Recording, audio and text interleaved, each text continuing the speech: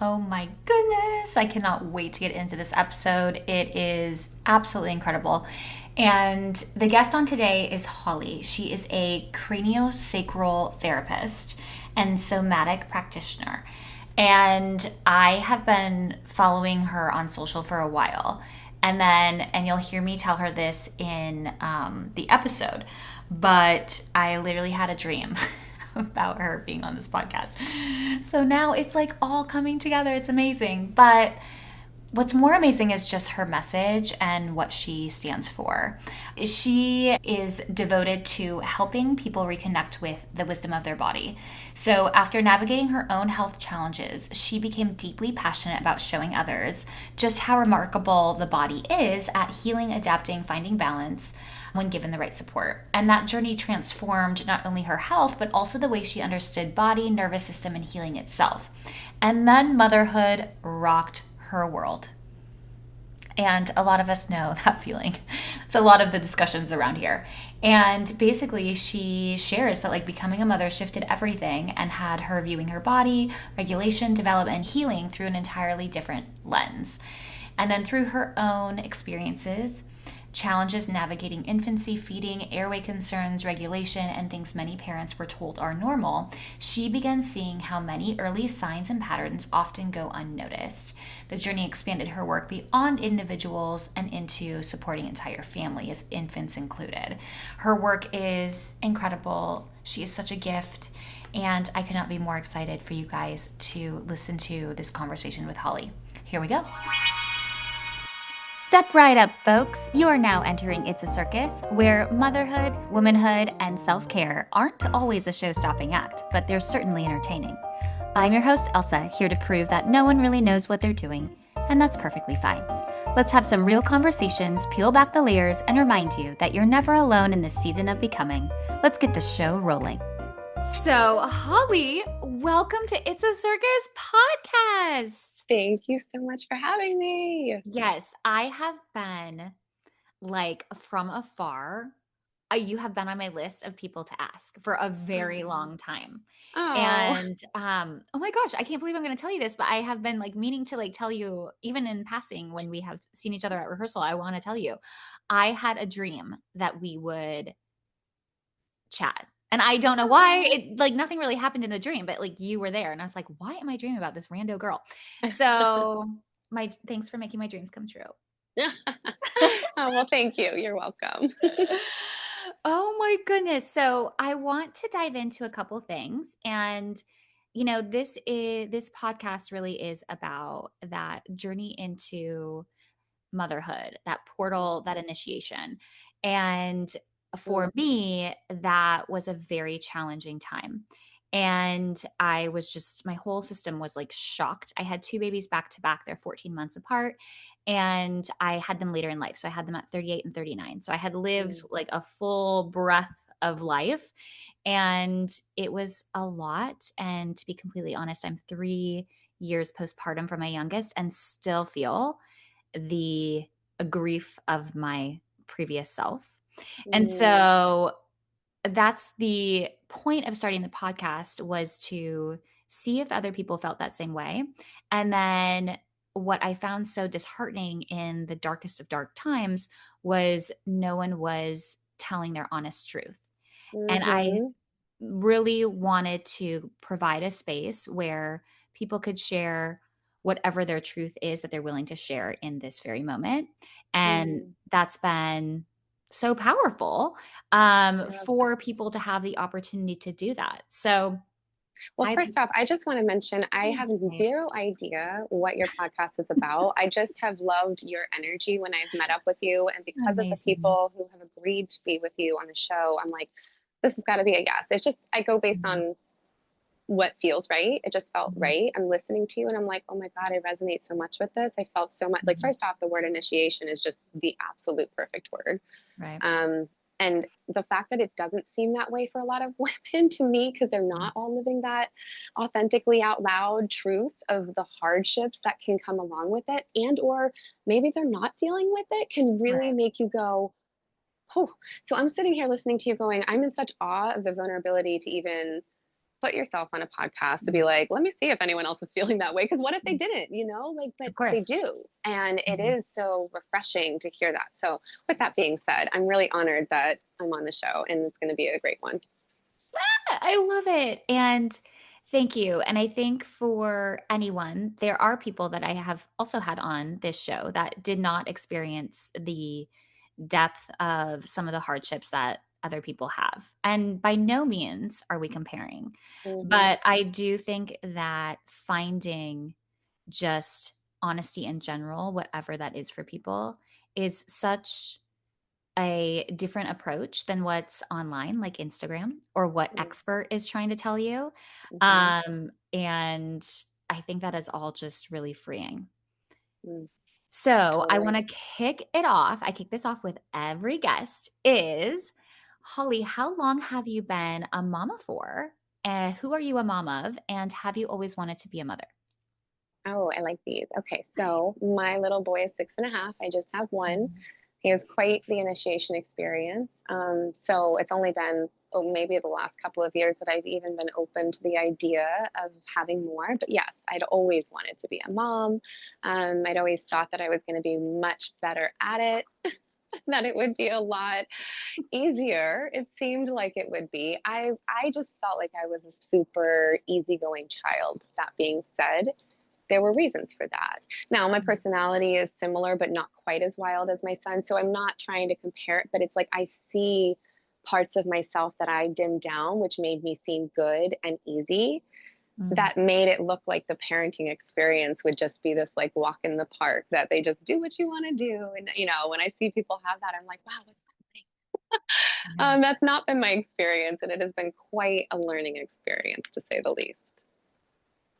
Ugh, I mean, well, I saw your son in person for the first time yesterday, and he's really cute. He's like a little cherub of an angel, Thank so you. like adorable. Um, so take us back. I know 6.5 years is kind of a long time, but was he planned or was it a surprise? So he was a total surprise. Mm. I had just actually left a relationship that I had been engaged in to get real deep with that. Oh my gosh. That was a soulmate of mine. That was a love of my Mhm. life bond. However, he was trapped in certain things that he couldn't get himself out of. And I could see how we were just not progressing. There were certain things for him that um, he wasn't willing, demons he wasn't willing to face, and things, alcohol being one of them, and that being something Oof. I knew would be something based on watching other people's journeys and understanding how hard that can be for the person going through the addiction, that you can't love them enough out of it. And that realization made it hard for me because I'm like a way ahead planner. Like I think of things and I'm like, well, if we get married and we have kids and I don't want to go through the draws that I've seen some other people go through. So, we went through a lot of ultimatums, and slowly just began to pull away from the engagement and then ultimately from the relationship altogether. And that was one of the hardest things I ever had to do was walk away from that. And to be honest, had I not had like three back to back, loud signs, and I'm talking within like a half hour, like spirit was like, you're going to Oh, get these nudges loud and clear really fast that you need to go, you need to love yourself more, kind of. It was such a fork in the road moment. And I think had each one of those come by themselves, I might have excused away each one. Anyways, it was pivotal that I needed to go. And so it was hard. And a couple months leaving after leaving that relationship, I went on a date with a guy, and we had kind of like had this friendship sort of thing through social media. It seemed like we were on this similar path page, and we just grabbed dinner. And then it just kind of turned into something fast and wild, and it was really fun. And neither one of us had even had a moment to discuss what we thought of when it came. I mean, we talked about kids and stuff, but we hadn't thought about like, hey, if we ever get pregnant, like, how do you feel about that? And so 6 months to the day of our first date, which we didn't even really know was a first date, he didn't pay for it, he didn't open the door, like nothing. It was like he's like, I didn't know that was our first date, but 6 months from that day, I found out I was pregnant. And mind you, I'd been I've been married when I was 22 for a short snippet. So like I've had several lifetimes. Yes. And these are serious relationships that I've been in that clearly could have had chances. I think we both just thought there's been opportunities and it hasn't happened. So maybe like we're just not able to, right? We just didn't really put much thought into it. And the next thing you know, it was like this soul chose us, which is Uh-huh. definitely how it felt. And it also felt like both my new partner and our son were my reward for walking away from something that was no longer on my right path. I immediately got like the man that fit all the things for my, needs and, and then we had our child and he was so perfect and so awesome. And then we just got thrown in for a whirlwind that neither one of us were expecting. And it was like, wow, this is pretty trying. And you can see, I think it was almost a blessing for us that we hadn't had a before us, before our family, us. It made that transition so much easier because it was just like, that's all we know is us as a Right. family. I mean, we're just growing together and figuring things out together. Yeah. So Oh no, not my planned. gosh. Okay. Total Holly, surprise. I love it all. Thank you for sharing all of that. It's so interesting. I actually had, um, I'll message you her episode a while back, but she had this same experience. And she's like, I never knew not a family. And her whole, also like coming out of like something very, a trying like relationship and then choosing Mm, something else. So wow. I, I It's think that wild how you can have those experiences just like bring about like rapid changes that are like, whoa, okay. it is. And, you are, lifetimes ahead of me. My oldest is 4 and 4 going on like 40 and also 4 going on like 2 months. So, the whole spectrum. And 14 And and all the things, yeah. all of it, yes. Um, you know, and now eh, when you talk about trying, like trying times, Hmm. and especially in a new relationship, I know the relationship that I had been in when we had kiddos. I mean, we saw sides of each other that I don't think I even think we knew existed. Uh-huh. And that is so hard. I mean, Yeah. I'm still, my husband is actually out of town right now for the whole week. And I'm like stressed to the max, like just so worried about everything. And like, it's Mm. already been insane. And it's only been one bedtime and one morning. So I'm Yeah, like, right. wait a second. Yeah. Wait a second. So talk to me about just pregnancy, going through that with a new partner, and then talk to me about like how did birth go? Was it what you had wanted, your thoughts around it, Mm. and kind of those first few months? Hmm. I love this. I love this because I never get a chance to talk about this. So thank you so much. What a gift. All You're right. So welcome. pregnancy was amazing. Probably one of the best times in my life. I felt so good, so healthy. I knew ahead of time that I didn't want to do things in a traditional sense. Mm. Um, I had gone through a health journey of my own that kind of made my eyes open to a lot of things. So I was in like crunchy mom groups before I was a mom, just kind of Yeah. seeing what was the stuff that they were going through. And I'm thankful for that. And at that time, I was also doing body work and, pre pregnancy and working with little ones in like a pre K setting. So I was kind of getting a glimpse of things ahead of time and getting a chance to reel in how to process how I would deal with things. So I'm thankful for that. I had a midwife that came to me for every single appointment. So that was awesome. The only time I was ever in a doctor's office was when we chose to do one ultrasound. Um, to, I think we did that to find out the sex and just to make sure everything was okay. That was just a personal choice there. But we did like hypnobirthing. I had a doula. And our midwives were two midwives team. So I was planning on having the whole home birth thing, which I remember feeling so thankful for my partner because he grew up in a family where everything was holistic, homeopathic medicines, Ayurvedic, Oh, wow. everything. His mom and dad owned a yoga bookstore, which is Oh like my back God. then Yeah, in the totally. town that we had, like totally Wow. not, yeah, Yeah. way ahead of the time, so to speak. Um, so even though he hadn't done all of the research on things that I had, he trusted my experience, he trusted my intuition, he trusted what he knew and what he grew up with. And it was, he grew up in a family where he was allowed to have his own opinion. I remember sitting at a dinner table with his nephew, who at the time was 15, and they were discussing something, and his dad said something. So the grandfather said something, and the 15-year-old is like, "No, I don't think so." And they're like, disagreeing, but like having an actual conversation. And I was like, whoa, this is new to me because I grew up in a place where that would have been seen as disrespect, especially in Mhm. front of a new guest, all the things, right? Mhm. But it was allowed. Debates are allowed in his family, healthy debates, as long as everybody was talking from a heart space. And that Mhm. was so freeing. And so that being said, he was able to confidently tell anybody who questioned our choices on things, just this is, our experience. And everybody was good with it. And I remember thinking, oh my gosh, if I had stayed in my last relationship, this is not how it would be. I'd be fighting Mhm. tooth and nail and everything. My partner would have felt very uncomfortable standing up to his family, who would have been like, what are you doing? These are not Right, normal right. things. You have to go to the hospital, whatever. So I was so thankful. Fast forward, my water broke at 38 weeks. Mm. Um, Okay. and my midwives were in the middle of another birth at the time. Poor things. They must have been so exhausted. And thank God they had each other. But they said, just keep an eye on things. Let's see how things progress, and we'll check in. Well, 12 hours later, I still hadn't really started contractions.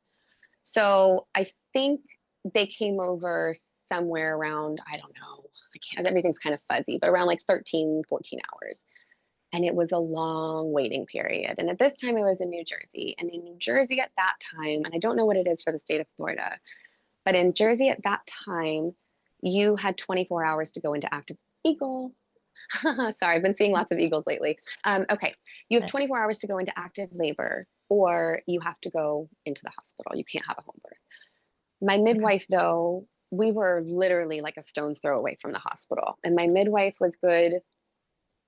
She had worked with the OBGYN at this hospital quite a bit. So she had a good relationship with him. And she called him up and she's like, look, she's starting to progress and we're reaching that 24-hour mark. But Jersey just passed a law to 48 hours, like that week before I went into labor. It just hadn't finalized through all of the. So she's like, look, it just passed. Can we give her the 48 hours? And he said, look, let's have her come in. I'll check her out. If everything seems fine, she can go back and try for her home birth. Okay, cool. But disruption is like everything. My pain increased, my fear, just all the things. And I think honestly, I'm a pretty visionary person, but I had a really hard time, even with my hypnobirth therapist, envisioning how was this going to happen. Like, I honestly think I may have really been a big part in why that did not progress. Mhm. But the one time we had an ultrasound for my son, he was like this Mhm. in the pictures. And after birth, he was like that quite a bit. And so I kind of always wondered, Interesting. did he start to progress and move down the canal and get stuck? Oh, And maybe. then that's why we weren't getting anywhere. So when we got to the hospital, so okay, fast forward, I get to go back home. Oh my gosh. Okay. At that point, now we fill the now we're getting the tub back up, and I'm so excited because I was like, oh my god, I'm not going to get to do this. And they were like, don't give up, we're going up there, we're going to come back. So now they're filling the tub up. It's starting to get real. We're starting to do things to intensify the labor. I've eaten several times. I'm so excited about that. I got to labor exactly how I wanted to. I'm so thankful for that. um I took a nap. We decided when I wake up, it's go time. Woke up, contractions were pumping. I thought, I've got to be at the place now. I've got to be. It's so painful. No, I'm not where I need to be. And it was the most devastating feeling. We had to bring the tub down. I had to go to the hospital. Like, we had a plan that if I didn't progress within 6 hours, I had to come back, or however long it was. So my labor lasted, I think, Matt would have to confirm, but it was somewhere between like 36 and 38 hours total. We got to the hospital, they gave me Pitocin. I had a long list. We had them printed out. Everybody had a list of my birth wishes, right? But you know how it goes. Big team. I even had my doula, my two midwives, my hypnotherapist showed up. Like I had a team of people.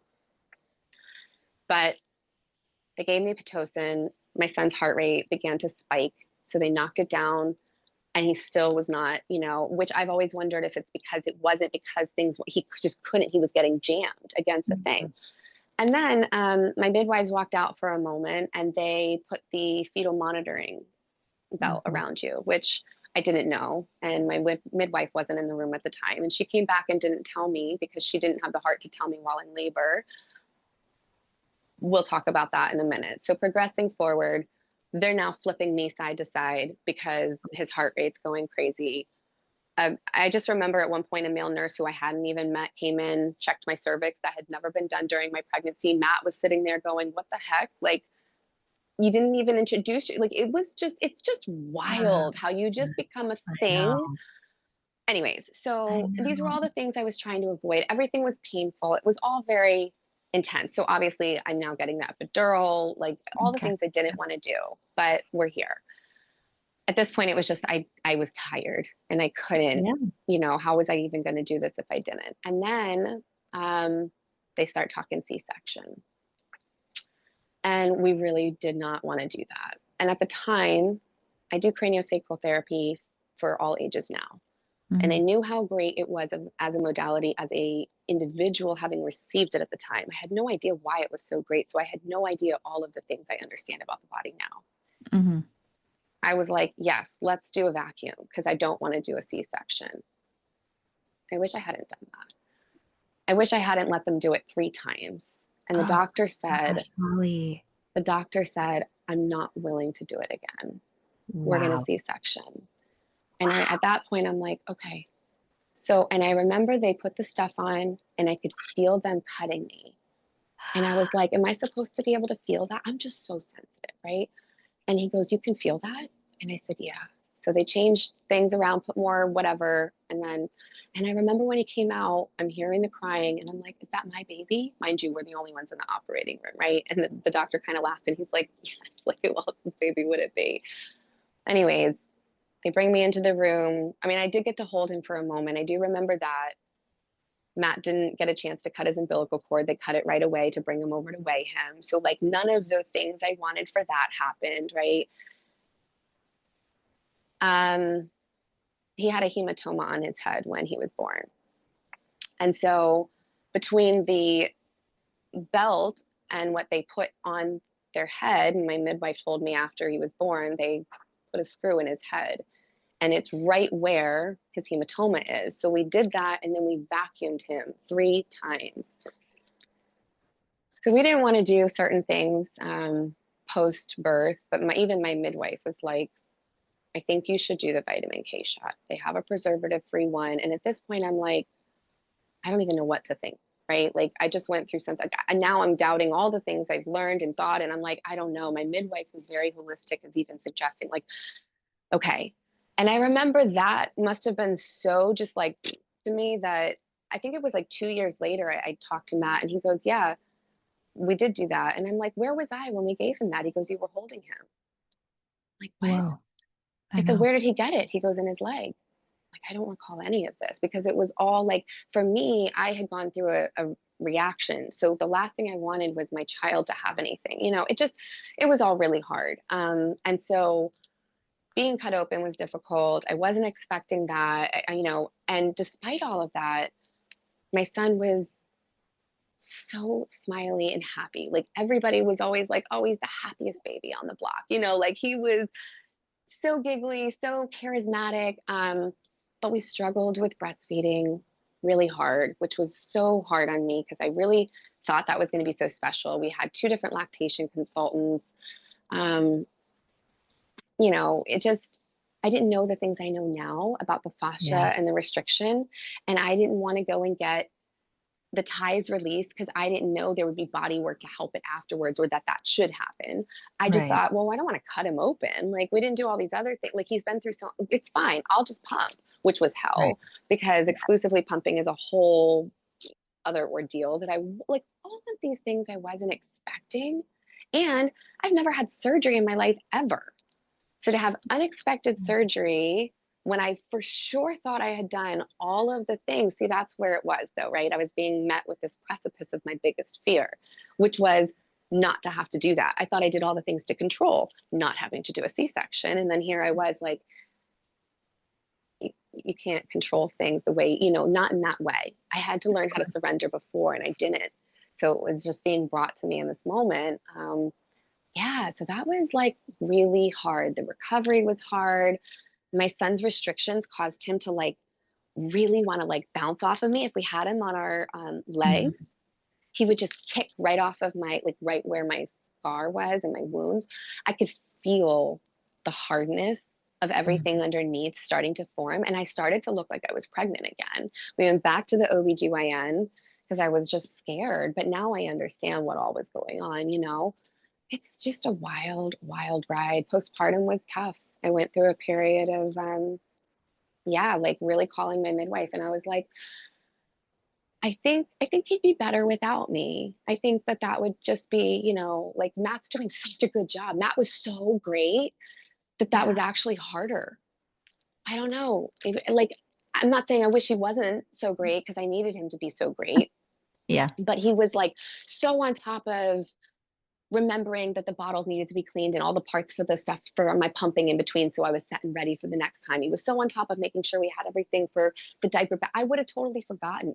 I mean, your brain and time and brain fog, it's like psh, without him, I felt like a loser and that I was not equipped to be a mom the way I thought I was. And I was like terrified that because we hadn't been in a relationship that long. And I'm like, Right. we had just moved in together the month before we had Jace. So I was like, oh my gosh, what if he just like leaves? Like his family's awesome. He has all the support of his family. My family sucks. Like just all these things that I was like,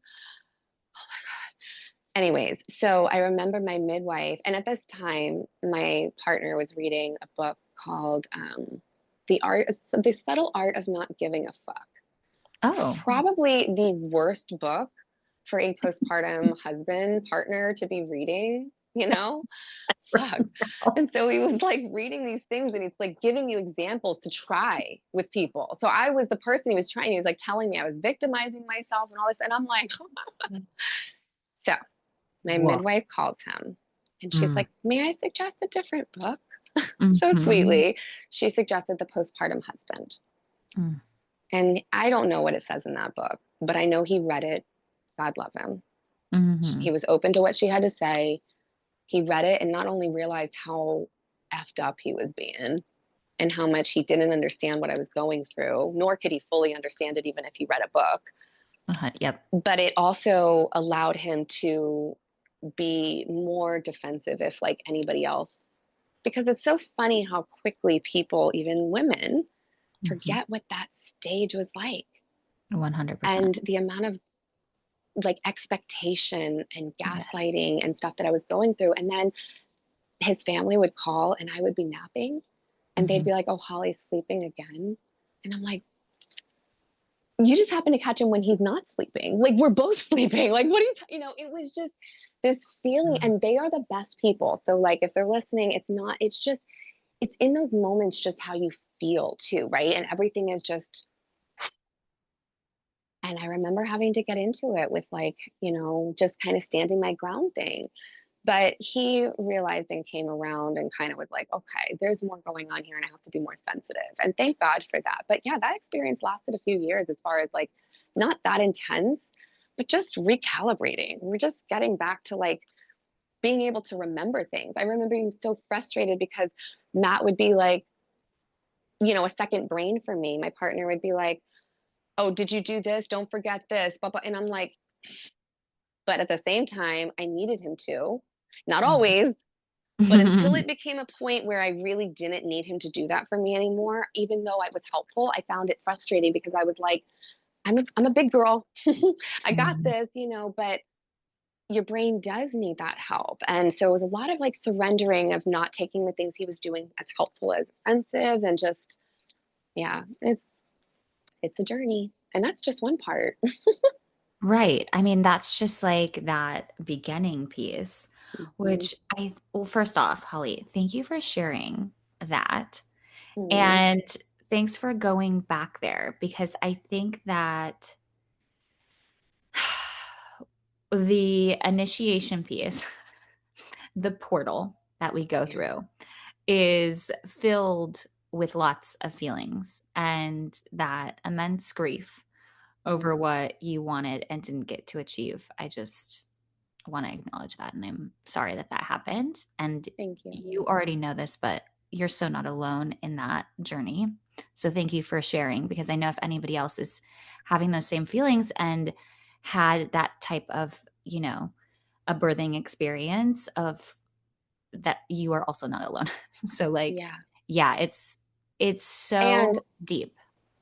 to remember that just because you had a C-section doesn't mean that you did not birth your baby. I remember coming home and being like devastated over that. Like, I didn't even birth him though. He was it was this whole, I really had to come to that myself.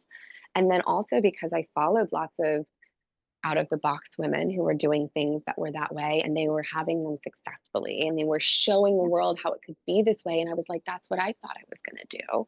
And also gave me compassion for the women who thought they were going to too, who didn't have that, who now had nothing but like, I moved to Sarasota area shortly after, which is filled with wonderful women who are on all sorts of different wavelengths, but there's a lot of wavelengths of women who want to do things that way.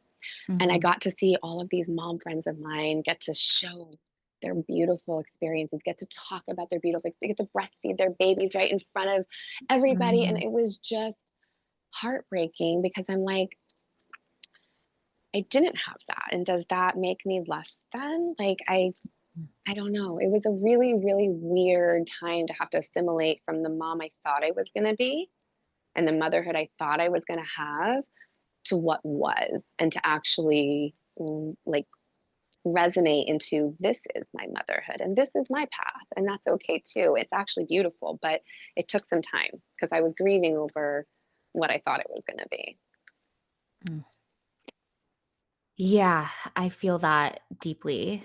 Um, and I think what has been so interesting as I get the honor, honestly, of hearing how everyone's experience is that that portal, that initiation, that moment is full of those feelings in so many ways. The grief, you said it like four times, and it's just so true. Like the ultimate surrender, right? Like the surrender of, Mm. what your kiddo's personality is going to be, the surrender of, saying you're going to feed them a certain way and then you don't. And the Or they surrender. don't let you. Oh, Oh that's what my I mean, gosh. right? Like Mm. completely. Like all of it Hmm. is so hard. Hmm. It is. I was thinking actually yesterday, and I can't believe I haven't said this or it hasn't come to me, but it came to me on a rehearsal, is like the ego death, right? Like the ego death of like what we put on a pedestal of that dream motherhood experience and how Mm. that relates to our femininity and what we give to the world and like all of that. It Yeah, is it is a wild time and it why is. it's worth talking about. Totally. And not given enough space. I was actually thinking to myself about wanting to have some type of circle for women to, because I'm like, I feel like I missed the window of times when moms who were just having the, just had the birth discussion. I'm like, but I've never talked about it. And it's funny because a friend of mine, he has a 12-year-old daughter and she is just like, she's a gem. She's super sweet. She does all this, and he's never had anything, ill to say and so he says to me, I'm sure you feel the same way. He just said this to me last week and he's a great friend of mine, but I cracked up with this message. He goes, I'm sure you feel the same way as me. but I can't imagine having another child because she's so perfect. You know, granted, him and his ex had split, and he goes, and granted, that's a part of the reason why I don't have any more kids. He goes, but regardless of that, like I just can't imagine having it. He goes, and I'm sure you feel the same way. Maybe that's why you haven't. And I'm like, you're so cute. And it's obvious we don't talk enough because no, that's not why I don't have more kids. Actually, I didn't even have the space to fathom how that could be possible until a couple years ago. And even then, like every other day, I think my partner and I are like, do we really want to? Are we crazy for even thinking that this is a good idea? But there are times that I know my son would thrive off of having a sibling. It's such a wild ride. And I remember thinking, what if he is the quote good one? You know, like what if I just suck at this? What if I'm just bad? What if the next one is even harder? And I remember thinking, reading this mom's thing where she was like, my son wants a sibling, but I'd rather give him the same mother than a sibling. And I thought, because I remembered how hard my postpartum experience, like all of that, I was like, yeah, true that. Okay. You know, I mean, so I've gone back and forth with it, but it's funny. I'm like, no, it's actually not bad at all. He's the most challenging, loving, learning experience of my life. Yeah. I know. And well, one, I mean, I love that you share that. And just for a different perspective, I found the second, and granted, mine was not very far after, um, a great healing experience because I kind of got to go back and be the ego death had died. The surrender I now was like accustomed to.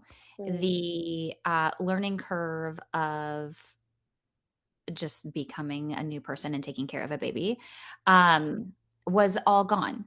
So then what I got to do was be a little bit more present, do things a little bit different, and kind of feel out that. I found a lot of healing in the second yeah. time around. Yeah. So I think that's still just put there it out for there. me. But I've Yeah. looked at how much I'm listening to it. I'm like, wow, you went through that fast because girl, it's taken me years. I'm like, Mhm. but it's, you know, I think that when I look at it, if this next twin were to come, Mhm. it needed to be like, you know, like my son was the initiator of the experience of me becoming a mom kind of thing. And that, Mhm. you know, this has to be on a different level of understanding. And yeah, I love the fact that you go through that, you get all those things out, and then your nervous system has already had that imprint, so you can really like assimilate and do it a little bit differently that next time. I love that. So yeah, we'll see. And I Oh also my love that God. you had your girls a little later because now I had no idea. I thought you were just like, anyhow, I'm like, she's my age, okay. But I'm like, all right, because you know, I think about even Priscilla's thing right now that we're doing, right? And Yeah. I'm like, how much that's opening and activating so much. And I'm like, okay, maybe this was meant to come into the picture before. Because it always feels like there's this feminine energy that's lingering around. I don't know. So we'll see. But I'm like, yeah, I think this plays into it and like allowing me to get into more of a centered place where I'm not losing vitality into my 40s. I'm actually becoming, you know, my most healthy self. And I love the fact that I can dream about having a child still, because you do go through that too and Yes. you're like, whoa, there's a point in time where that's no longer on the table. That's weird because it's Yeah. been on the table since I was like 11 or 12, you know. So like, Right. what? Yeah. That's weird. Yeah. Yeah, I know. It is yeah, it is. And I again, I have talked to a lot of people. I have a lot of people personally in my life where they're young moms, older moms, all the things. I had a philosophy which I do not subscribe to anymore, but is that, the older you are as a parent, the harder it is for that like Mm, initiation piece because of whatever life you feel like you have lived. mm, Um, I don't subscribe to that thought anymore. I think everyone's heart is hard, and wherever you meet your motherhood journey at whatever time is perfect timing. And for whatever reason, that gets to be your path. Oh my gosh. And then Holly, I have two boys. I don't have girls.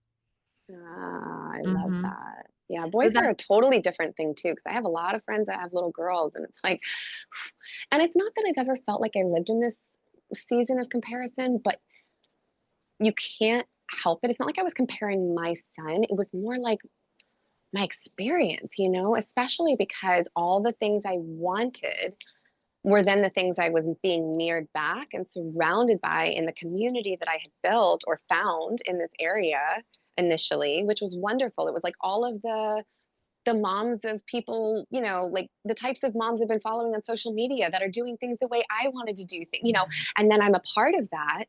And my son wants nothing to do with any of the snacks that they have that are nutritious, that are, like he's, you know, flailing and having meltdowns, and their kids are not. And I'm like, hey, because you just feel all of the judgment. I felt all of my prior to becoming this person's judgment. And I know thinking, you don't know what you're talking about. I know you're judging me, but you don't know what you're talking about because you're not in these shoes, because I used to be that person too. So it's a really good learning lesson, but nonetheless, you can feel it. And it's so funny. I remember the first time my partner and I went out to eat for like a family meal, and I think we just let him like use an old tablet or something. And I remember being like, I don't even care. I don't even care that people are staring at us right now with their judgment. I don't even care, because we have not had a moment to eat out. And if we were going to spend the time and money to be out, we are not dealing with a screaming, melting down child. And like, you can have your thoughts and that's okay. Like, it was such a moment of things too. And when our son would melt down, like flail meltdown, I remember feeling such this rise of embarrassment, of wondering what people were thinking of me and why am I not doing more, because these are all the things I heard my parents say about other people who were letting their kids get away with it while my parents did what they needed to do, and it's like, but that's not the way I'm parenting. It was a really weird paradox to have to go through all of that. And my partner, being the strong person growing up in the family that he has, was like, it doesn't matter what they're thinking. What matters is what's going on with us in that moment. And it's like, that was really hard to let go of. And so, yeah, we've had moments where my son just has yelled while we leave the community pool to go home that I'm the worst mom in the world. And he's like 5 at the time. And he's yelling this on repeat as we walk home. And I'm just like, la, la, la, la, la, because, like, and I feel like nothing can hurt me when he's a teenager, because he's getting a chance to be as free as he needs to be. Do I like it? No. Can I stop it? Nope. Yeah. And I've realized that I don't care what other people think, to a degree, because I know my child. And in 5 minutes after he explodes all that out, he's going to be cuddling up to me and he's going to be super Mhm. sweet, like the Jekyll Hyde child that he is, that Mhm. I've had to learn how to go, okay, their brain is growing, they're developing. Let's have Mhm. space. Let's also learn about, different wirings of brains. It's really been like a whole experience. You had posted something, gosh, maybe a couple of weeks ago, and just in your stories, it wasn't even like a thing. It was just like a blip. And it was like, it really deeply resonated with me. And you're kind of speaking to it now. It was like, something along the lines of, don't I don't judge my parenting style because of my child's behavior. His Mm. behavior is his own, and I am here to like guide. I mean, I'm paraphrasing and taking Yeah, myself yeah, yeah, from that yeah, totally. little post, but I was like, oh my gosh, this is like really living in that space. hmm I remember when my son was 3, he was going on a walk with my partner's father, Okay. and he didn't want to hold his hand. That was a really tough thing at that age, because for him, unless he finds the inner motivation to do something, which is hard because they don't understand things to have that inner motivation at that age, he doesn't want to do that. So you wanting him to do it and telling him to do it, or it's like that's almost gonna rise this Absolute no. whole Yep. thing, right? So he wanted to hold his hand going across the street. Totally acceptable and fair, Grandpa. My son was like, no. Grandpa Mhm. forced him to hold his hand. Now my son's pissed off because his autonomy has been taken away. And he said, you're an idiot. Mm. Now, I know I shouldn't be laughing. That's not right. However, or did he say, no, he didn't say you're an idiot. He said, you suck. Sorry, idiot is his new word that we're trying to break him of. Thanks, mom. That's my mom. Okay, anyways, I'm like, mom, we're going to have to limit your time with him because his brain like sucks onto these words and then he just like, on repeat. But no, he said, you suck. That's what it was. And I remember Matt's dad being really upset by that. And I remember being like, well, did you? From the Mm-hmm. perspective of a 3-year-old who doesn't have a bigger vocabulary to tell you what he's feeling, Mm-hmm. his ability to have the freedom to just say what he was feeling is honestly really beautiful. I don't want to shut that down, but I do feel like we live in this generation where our kids are getting to this collective point of safety because parents are looking at our traumas, looking at our hurts. How have things affected us? How can we help our kids? And we're looking deeper into things. And so that awareness is allowing the bodies of these children coming in to express this epigenetic stuff that it's literally been holding on to for like generations. And it's safe enough to come out. Kind of similarly, this is how it seems to me. Safe enough, kind of in the way that like somebody who's been through deep PTSD, who then gets a safe place, can suddenly start having all of these like it's like, wait, I'm finally, why am I feeling so sick? Because you're finally safe, because you can finally process all of that. And so sometimes I wonder, and I'm like, wow, we really signed up for the generation to like really work through this because Really I'm good. already working on my own stuff here. And I know that by working on my stuff, it works on his stuff and all of that jazz. But it really has been this generational look at, even understanding my mom better because my son is so much like my mother, which also makes it like where I love that they get to bond and be together. And I'm also like, because I grew up with my mom and it was Mm-hmm. not always wonderful. And I literally couldn't wait to move out when I was 18. And it makes me sad that there are times that I see her reflected in my son and I'm like, oh my gosh, I thought I got away from this. And now I see it reflected through my son. And like, all I want to do is figure out how to best help him navigate through these things and see things in a way that allows him to know how to have better ability within his own body now before these become large ingrained imprints that I feel have allowed like my mom to be so rejected in life by so many people, so misunderstood. Um, and I see so many similarities and it's like, oof, what is this really? And how, and so, yeah, I look at things from all these different perspectives of fascia and reflexes and all of that. And also there's real trauma and I've learned about neurodivergency and how all of that has played a big role. And then how trauma and chemicals and other things can also just, it's like I want to say a trifecta, but it's worse than that, so to speak, of different layers of, yeah, just trying to see how I can best make sure that he can live a life where, my son, like, I don't want people to misunderstand him. There are times as his mom, I misunderstand him and I know what's going on. So that's Mm-hmm. like, ugh, that's hard. It's such a hard place.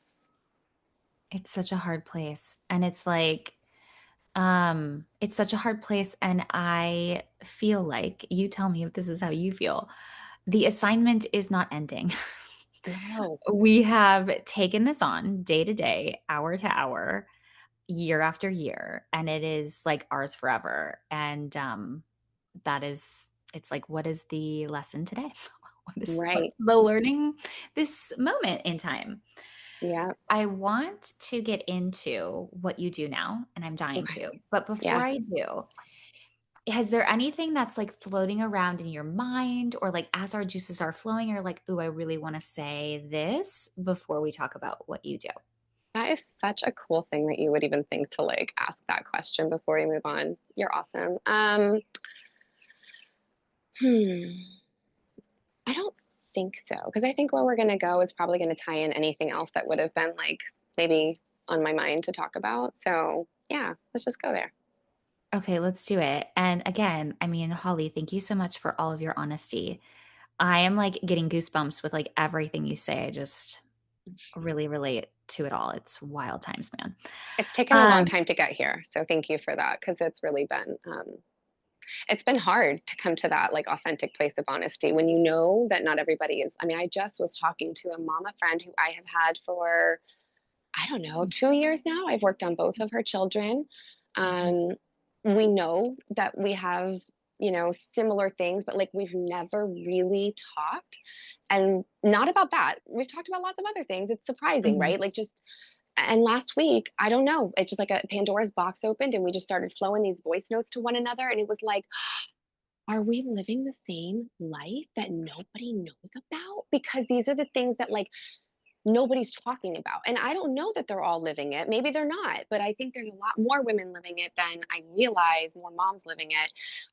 We don't know where it's safe to talk about these things. And we feel so bad that we're even going through it and we don't know how to navigate it. And so I'm hoping that I can get to a place where I feel comfortable enough to open up a container for other moms for that soon. So thanks for mentioning that.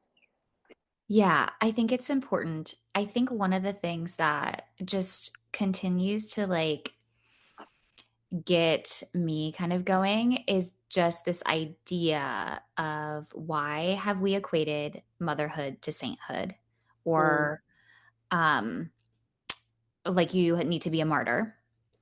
And then why is it so hard to pull that apart hmm or be realistic about how hard it is or be how honest about how ugly it can be? hmm Um, why is that hard for us to do? Us to do in general, society to do, like, It feels like people don't representation. understand, even if you were to discuss it, unless somebody Mhm. who's really, I mean, if you and I were to have this discussion and you're not having the motherhood experience I'm having, you're not going to relate and it's going to Yeah, be like totally. so uncomfortable. So Yep. that's one part of it, right? And then you have people who don't understand, parents, grandparents, putting in their judgments of what they think you could be doing to make it easier. Yep. But it's really about your parenting style. And that actually isn't the issue. And yes, Mhm. are there certain things we can learn? Yeah, there are certain things we can learn that can help. But that doesn't explain away a lot of the things that a lot of parents are dealing with. So, yeah. Yeah, it's wild. Okay, so I want to get into what you do now because hmm Holly, one, I see you on every podcast, everywhere. I feel like everyone I know goes to you. Like it's the whole Uh, shebang.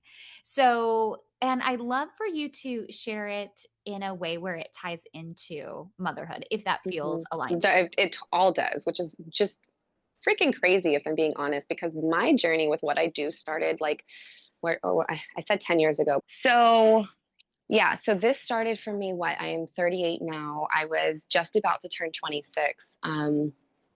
And I had the whole reason that I was in all these mom groups before I had my son was because I had gone to the doctor who had given me a series of shots. And the journey of that was basically my OBGYN just kept telling me that I needed to get this HPV shot, that it would be helpful. I was getting close to the cutoff of age, blah, blah, blah, blah, blah. Yeah.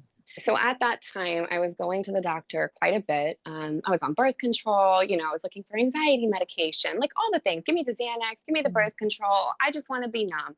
But I was in sales at the time, and he had like no expression of actually believing what he was trying to tell me. It was just more or less like, yeah, you should get this because it prevents strains of cervical cancer, and I don't know, you're getting close to the cutoff age. And I was just like, I'm good. So every time I was in his office, he would say this, and every time I would say, I'm good.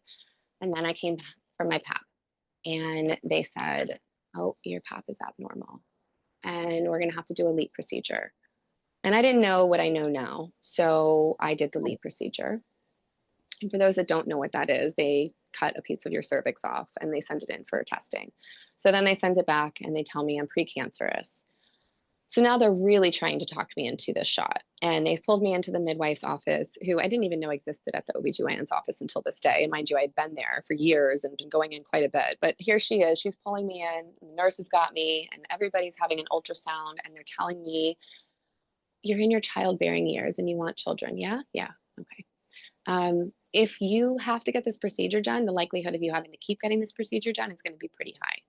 And each time they take a piece of your cervix, it's going to leave a hole in your cervix, and your cervix isn't Okay. going to grow Yeah. back.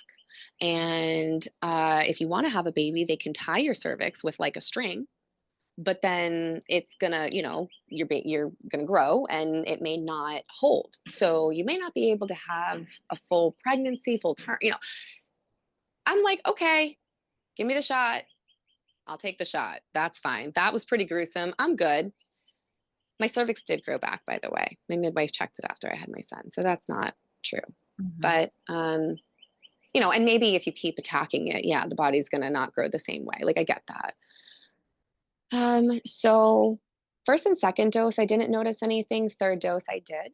And within 2 weeks, and I still didn't make the correlation for 4 years. So for anybody who doesn't, I fully like have so much sympathy and empathy because I too had this like it absolutely. I mean, it's not that it wasn't brought to my attention. My mom literally asked me while I was in and out of the hospitals trying to figure out what the heck was going on, and nobody could figure it out. Well, if everything's coming back normal, it must be something you're putting in your body. Like, is it possible that it was the vaccine that you were given? And I was like, no. Why would they give me something? Why would the doctor give me something that could hurt me, mom? That's stupid. Right. Like, I just remember being like, Right. and then I remember 4 years later still trying to figure out what the heck was going on with me, reading all these different things and going, oh my God, all of these girls had the same experience and some of them didn't make it. It was really scary. So Sad. I've realized now everybody's nervous system has a threshold. And when that threshold is met, systems break down. Your nervous system is the main system that keeps all the other systems going. So this is why it can be so sporadic and it's kind of like it hits wherever your weakest area is first. But it began like that and went boom, boom, boom, boom, boom. I was losing weight rapidly in the bathroom. I lost 40 pounds within 2 months. I'm not a big person. So 40 pounds in 2 months Ooh, was leaving me at like yeah. 98 pounds, soaking wet, which I'm like 5'5". And I had no figure. So I'm just feeling like I'm watching my body live off of itself because I had no appetite, which was also very weird for me because I love food. I couldn't sleep. My heart was racing all the time. I was cold sweating. Everything was fine with me though. So the doctors say psychosomatic. Okay. Well, after having all of the tests done and finding out, okay, I don't have any autoimmune conditions, no cancers, nothing like that, and that's wonderful. Well then, but what do we do with me now? And the doctor just kind of looked at me and was like, well, I mean, at that time, they just chalked it up to IBS, which now I think it's more along the lines of dysautonomia and POTS, which is Hmm. very hyper or very linked with people who are hypermobile, which I've noticed I am also hypermobile. Hmm. I think all of this stuff sets you up for having things like this that can happen. Hmm. Anyways, that being said, there was no cure for IBS at that time. There's no cure for it now because it's not IBS. You know what I mean? It's more than that. But doctor said, it's kind of like you're going to have to figure this out on your own because there was no medication for it at the time, which honestly, at that time in my life, had there been a medication for it, I would have eagerly taken it. And had it helped me in the slightest, who knows where Hmm. I'd be today? Would I still Hmm. be on it? Would it be worse? Where would my like? I have no Hmm. idea. Yeah. So, as sad as I was that that doctor literally left me with no answers, and I left his office having spent all of this money and getting nothing done, I went, okay, I've got to figure this out. I can't just die. So I Yeah. had people trying to help me with alternative things, right? I tried hypnotherapy. I went to the chiropractor. I know the chiropractic, the spine has something to do with like the gut and the nervous system, Hmm. right? And then somebody suggested craniosacral therapy. And I remember being like, what? And I looked into it and I'm like, so someone's going to put the weight of a nickel on me with their hand and I'm just going to like have these releases and I'm just going to feel better. That seems so absurd and like not realistic, woo woo. Hmm. But I had nothing to lose. So I went and I left my first session. I had cried, which was really weird for me because at that time in my life, I was super numb and strong Hmm. and guarded. So there was not crying happening. Um, so that was weird. And she didn't know what it was about, and I didn't know what it was about. But I left her Hmm. office with an appetite I hadn't had in 4 months. Oh my gosh. And I thought, okay, for me, that was absolutely huge. So I thought, there's something to this. I saw her again for 3 or 4 more sessions. She had explained to me there's like a compound effect that happens, and we want to kind of get your body back into that place of homeostasis, quicker so it can learn to stay there. Okay. I want to say I was probably about 70% back to my normal self after that. I couldn't afford to keep seeing her at that time, and I was heading back to New Jersey to see my family, and I at that time owned my own house. There was a lot of chaos going on in my life, so I had to like put my house up that I had just made into my home up for rent to some random strangers because I thought going home to see my family in Jersey would be healing for me. But that just turned out to be another piece of the puzzle of deeper grief, Yeah. deeper realization, deeper realizing that I didn't have anybody that was going to come to save me, which was perfect for Mhm. my lesson, but really, really freaking hard to go through. So Yeah. I was probably the only time in my life outside of postpartum that I've ever felt close to thinking about this. I was like, I am just, my body's falling apart. Nobody has answers for me. Nobody in my life understands me. Mhm. Um, I just wanted to go home. And I just remember thinking, because I grew up thinking, and being raised to believe that if you take your own life, that you go straight to hell. And Mhm. so, and even though I'm not really like in that whole realm of thinking with religious and stuff like that now, it just, that's ingrained in you. And I couldn't help but wonder, like, if I do that, am I just like forever separated? And I just remember crying, like, but Oh God, I my just want to God. come home to you. Like, how could you do that to your children? Mhm. Anyways, so I started looking into things actually. And then that's when I read things from other people who had thought about it and didn't go through with it. And I was like, okay, I'm gonna stick this out. I'm gonna find a way out. And I didn't do that. And I went back to Florida and I just kind of started my journey. I knew that this is what I wanted to do. So from a perspective of learning about it from I mean, for years, I was telling people about this modality because I couldn't believe how much it awakened in me that the body had an ability to heal itself. I was so blown away by it. I had asked the girl, like, how did you get into this? What did you have to do? Like, this is what I meant to do. I just knew right away, which was crazy because I knew nothing of what I meant to do. But in that moment, it just, so I knew that I was going to go to massage therapy school. And like, that was always the plan was to do craniosacral therapy. But I learned massage therapy. I was up in New Jersey. I spent like 3 times as much because Jersey school is so much more expensive. But, I thought it was great and I loved working with the body and I fell in love with working with the fascia and I would find myself like now I'm in this flow where I work and I'm like this is what I've been tapping into for years but I Ah, just amazing. didn't realize it Mhm. because it was in the form of massage, right? And there's a Yeah. difference that happens with the mechanoreceptors and stuff like that between the two modalities. So it's not the same at all, but you're dealing with the fascia nonetheless. So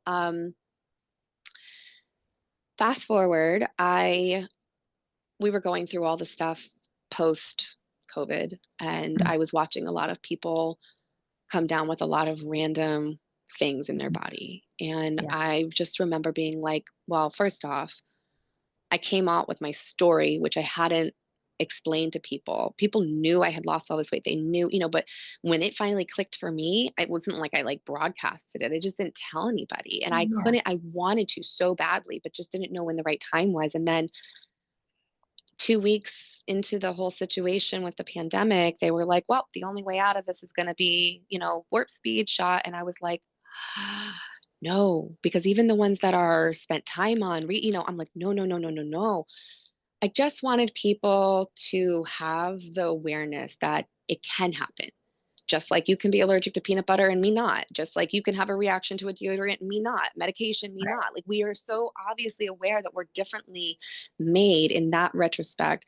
But yet with this, it was blanket. Everybody had, and I'm like, guys, please understand that even somebody has experienced something where it was not favorable. And then, of course, it was like, okay, I'm going to have to surrender because even a lot of those people are still going to do it. And that's okay. And that's Mm. okay. And I learned to have a lot of realization of grace and acceptance that, like, we all arrive wherever we're meant to at whatever time. And I can't push anybody, but I can share what I've been through and then just let that be a guide for those who are meant to see it. So then when people started to have reactions, I found myself reaching out to all of these people all over the internet, all over the world, who were feeling helpless and hopeless the way that I had when they didn't have answers, when nobody could help them. I didn't want Mhm. them to feel that way because I know that the more you feel that way, the more your body reacts to that too, and the more starts to fall apart. I just Mhm. know having somebody believe you Mhm. is one thing in general. Like that is Right. enough to give people hope. Being gaslit, going to the doctor, then having the world gaslight them. Like I just wanted people to be filled with hope and help. So I was telling people craniosacral all over the world. I was helping people find therapists all over. And these therapists that had these people come in don't even know me. Oh my And then gosh. I just had this realization one day where it was like, what are you doing?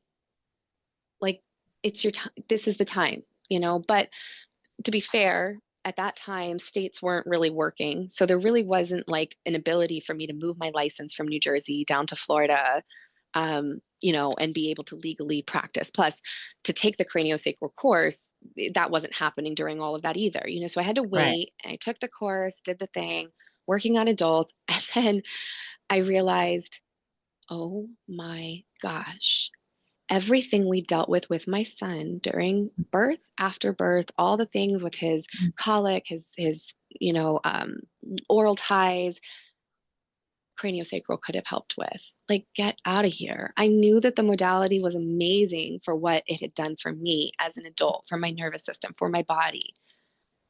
Zero clue how much it would affect their mouth. Like I know the bones in the cranium move, like zero understanding of how it would affect the fascia and how all of that's going to affect from the tongue, you know, through all of the organs. You think about it, we're in a fetal position, like we're literally, you know, Mhm. there is a cross section right here that on almost every single baby has tension because Mhm. that's where we're like, you know, in the belly button, that's where we're forming. But even right above Mhm. that is a major intersection of fascial lines. And this affects and can affect their breathing. If their tongue is stuck, it can affect their swallowing patterns. It can affect how they're digesting their food. So when my son had to be sat in a certain position so that he didn't, you know, choke on his food, I didn't realize that was an airway issue. When he was mouth Mhm. breathing as an infant, we just thought it was kind of cute. No idea. I Mhm. used to call him my little Who baby because the Who's always Mhm. have like their mouths open, you know, from Mhm. Dr. Seuss. I thought he was so cute. That's a red flag. I didn't know Yeah. that. Like, not just a little issue, like, red flag issue. My Wow. son was basically choking on his food, you know, milk, because the airway was not, you know, as big as it needed to Yeah. be. And then this exacerbated into, you know, his baby teeth came in with spaces. I knew that was important because you want them to have spaces. If your baby teeth come in crowded, where are the big teeth going to have space to come into, right? Mm. So I loved that he had spacing, but I also noticed as he was getting older, his spacing was closing up, and then his two front teeth no longer had a space and they were starting to crowd. And I Mhm. thought that is completely in, related to what we're hearing with his snoring was getting worse. He was grinding his teeth like crazy. It was getting so hard to hear Crazy. how hard he would grind his teeth. But I was waiting to a place because even though I knew what I knew, I wanted to start an expansion process with him, which would help. You know, we can do craniosacral and all of that, but when my son has to let me in there every day, and he's not going to, the expansion Mhm. process can help us move those bones in the palate out so that he can have more space in his airway. Because what's happening right now, sorry, I'm trying to keep the mic from going like that. What's happening right now, or what was, is that the palate, the hard palate, instead of being Mhm. rounded and flat, was going like this into his nose. So then Mhm. all of the nose bones are going together. It's squishing the airway. So mouth breathing was the only way he was getting any air. Well, he's not getting Wow. enough nitric oxide that way. His brain Mhm. and body can't communicate with itself properly that way. So even though Mhm. it seemed like he was sleeping really well, he wasn't sleeping really well because he Mhm. was struggling to get good quality sleep. Dark Mhm. circles under his eyes, indicative of that. And then it got to a point where, right, we had already had him scheduled to start the expansion process, but we were waiting because he had to start other things first. And his sensory sensitivities at the age that I Mhm. started looking into this were so, like, if I had the water running to clean something, he was screaming for me to shut it off. If butter was sizzling in a pan, it was too much. Yet, you know, he could be the loudest person in the room because his system knew that was coming. It was Mhm. excess noise that was just too much. And Mhm. so excess feeling and stuff too. And I'm thinking to myself, he's not going to be able to sleep with this night guard she wanted him to sleep with, like all these things. So we put it off a little bit longer. And then he woke up one morning and he was literally throwing up from having been all night and postnasal drip into his, Oh no. causing throat. So Histamine. Yeah. it's like he literally was the worst out of all of the kids that I see for this. I mean, all of them, a lot of them Mhm. anyhow, that are going through the airway stuff, they're all dealing with, a lot of those things. But to his severity, it was very obvious. So now his adult teeth are coming in. He has a nice space between his adult teeth. Like everything is moving out. He's not really snoring. He's able to close his mouth during the day. He's not just sounding like Darth Vader all day long. I mean, it was getting like embarrassing. That's the other layer. Like, not only was I a mom going through all these things, but now I've learned about craniosacral can do for babies and children, and I'm sharing the wealth and I'm telling others, but I'm going through it too. And so at the Right. same time, I'm like, but I'm supposed to be like Priscilla said yesterday, you're supposed to be the Mhm. one that they come to. Like, you're the Yeah. expert. What would Mhm. they do if they know your son is having all these issues? But I'm like, but we are. And I've Mhm. now realized that, like, instead of going through that alone, I'm going to share that because that's part of the Yes. experience. And I'm learning it along with you guys. I'm not an expert. I haven't known this for 20 years, but it all makes sense to me in my line of work. It makes sense to me with Mhm. what I do, what I've dealt with, what I'm seeing with my son. And I look at all the things that we could have helped with when he was an infant. Like, had we done those tie releases, Mhm. his body would have had more space. You know that the Mhm. moment we decided, we did body work for his lip tie. So that's like when the lip can't flange, right? If their lip Mhm. can't flange, that's an issue. If the tongue has issues and can't stick to the roof of the mouth, or you see that frenulum is really tight, that can Mhm. cause restrictions in the body. But the Mhm. cheeks are another one we don't think about. So the cheeks can have, like, right up in that area from the gum to the cheek can be tight. I hadn't even really thought about it much, and we hadn't Mhm. been working on that. So we had that one released, and when he had it finally released, he tried a chicken wing for the first time ever.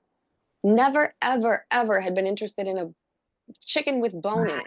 Wow. But I Yeah. realized at that point it was a sensory overload. His Right. body literally couldn't handle it, so it wasn't even on the radar to try. It was just Mhm. disgusting. That's how he Right. processed it. But, he's eating steak now. That is a Mhm. much chewier meat that his jaws just didn't have. I don't want to say they didn't have the capacity, because that makes it sound like it's not that. It's just Right. the nervous system will do whatever compensation patterns it needs to keep things going in the best way for the body.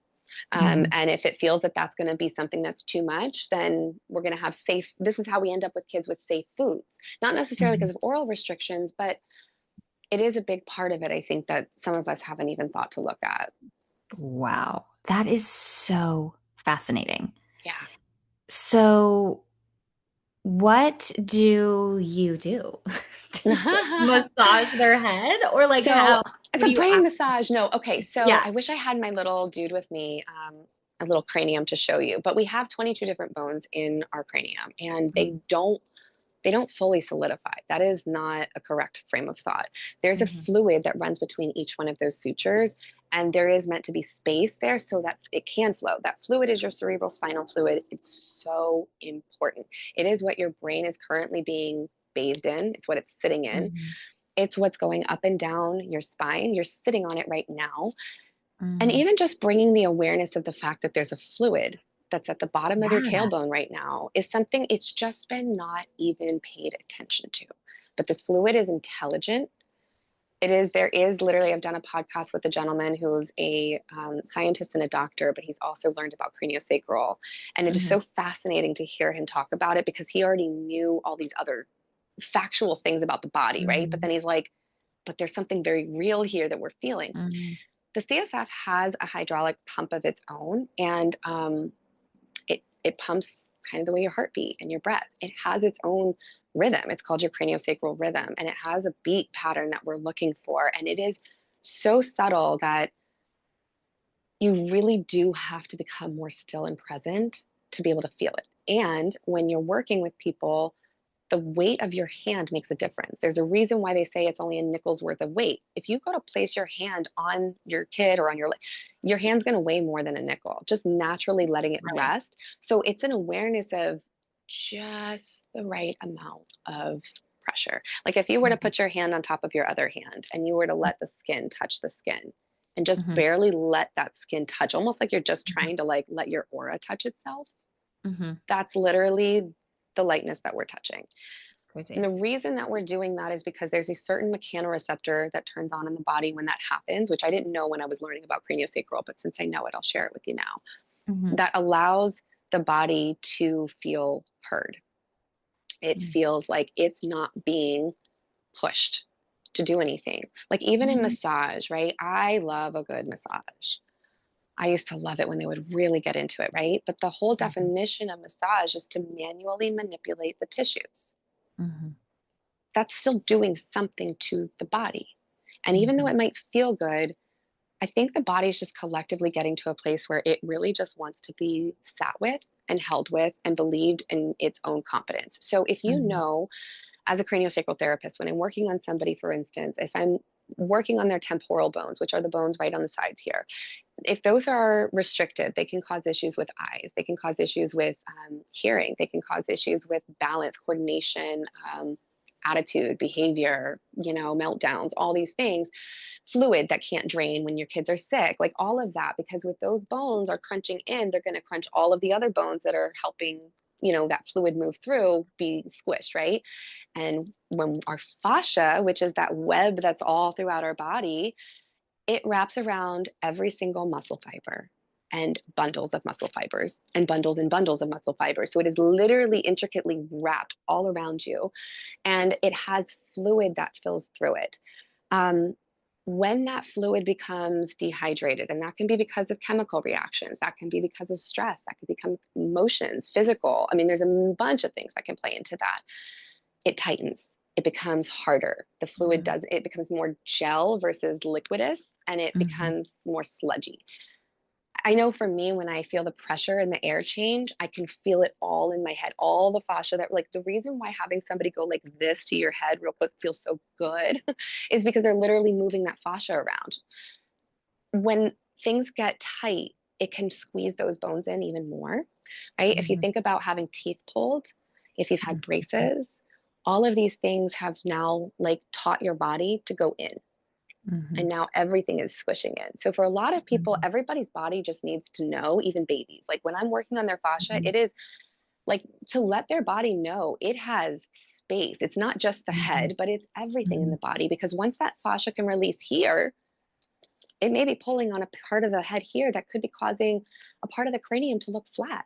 So now we have kids in helmets that don't need to be in helmets because the helmets Mm-hmm. are actually restricting that flow even more. Even having like little headbands and stuff on our babies. We have to be so careful to the fact that the smallest amount of consistent tension and pressure is going to shape and form us. So, really, what we're doing is we're giving the body different information. The Mm-hmm. information is you have space to move out. So, when I'm holding the ears as an example, I know that those temporal bones are meant to go out. So, as I'm feeling them and I can feel that maybe the right side isn't going as much, Mm-hmm. I'm able to intentionally remind the body that it has space. And you may not feel it right away if you're doing this and you're like, nothing's happening. You Mm-hmm. have got to get to a place where you can feel it, but it will start to move and you go, okay. And now you have space. In those Okay. moments, you watch a person's body have deep breaths. They may have somatic emotional releases. They may have, stomach noises. They might just feel lighter somehow. And the thing is that when that fluid can move, the guy I was talking about before, Dr. Mauro Zapatera, we had a whole podcast about the I amness of the CSF because there Mm-hmm. is an intelligence about this fluid. And when it is able to flow unrestricted in the body remembers what it knows how to do innately. It knows how to heal itself. The traumas that are going through the body know how to move through. And people begin to remember who the fuck they are. Like it is so much more than just, it's not just that I healed physically. It's like this whole metamorphosis of boundary. And because you become aware with your body of what it's saying to you. And you begin to know that these little nudges of things are signs that say, this is not right. That Okay. person's not right. This isn't working out. This is what I need. And sometimes you might go, but nobody else needs that. Mm-hmm. And you can gaslight yourself into not needing it until you realize that your body is speaking to you the same way your child would speak to you. And would you go tell your body or your child, would you tell your child it's not important? Nobody else Right. needs to do that. Like if your body needs to rest, your body needs to rest. I don't care that it's Tuesday morning and you're supposed to be at work. I understand that some of us have positions and jobs and things like that where maybe it's not, you can't just like call out, makes you feel bad, makes you look bad. Okay. For me, it was a non negotiable to build a Wow. business that I was not only passionate about. I mean, I work a lot, but I Yeah. love what I do. And so every Hmm. facet of it triggers a different part of my brain. It's never boring. And I get to know that with each part, whether it's a one on one, whether I'm sharing online, whether I'm doing a Hmm. workshop, or I am purposefully igniting a remembrance, is what I feel like it is. It's not just, I love that. yeah, like it's so huge. And I'm just a like small little blip of being able to be a part of it. But watching how it affects children Yeah. really makes me see how much, yeah, like this has all been a part of things for me long before the stars were written, right? Like I just have Yeah. followed the signs and it continues to fascinate me and blow me away. And it's continued to be a part of my everyday life for my child, for other people's children, as I learn more and more about the nervous system and what the body carries. And, I see things from a quantum level that's maybe a little bit different than other people's as well. And I see the information in the body as different. So I see as, the fascia holding on to epigenetic trauma and all of Right. that. And I know we touched briefly on that earlier, but I really do think that that's why we're seeing so much with our kids now. Like there's fascial restrictions and stuff we're seeing, I think, because physically we've been doing things like pulling teeth and making things smaller and the foods are different. All of that has affected how we're using our bodies, but we're also not being taught how to breathe properly. We're not being taught how to move our bodies properly. Half of what Mm. I'm enjoying about doing stuff with this dance thing that we're doing with Priscilla is just the fact that my body's getting to flow in all these different directional 100%. states that I'm not moving my body in otherwise. Mhm. And it needs that. It needs And same that. with your voice too. Like it's Same like, thing. yeah, that's It's like a so portal nice. of opening up and vibrationally too, right? Like it's frequency, it's a vibration. Just even that can help your sutures that are stuck Mhm. begin to move. Like it's just wild. I think that if we can become more aware of how our body is made, we can intentionally do things to help our bodies in ways that are so much more profound, in ways that stick, because it's not being done to the body, but the body's being allowed to unwound on its own.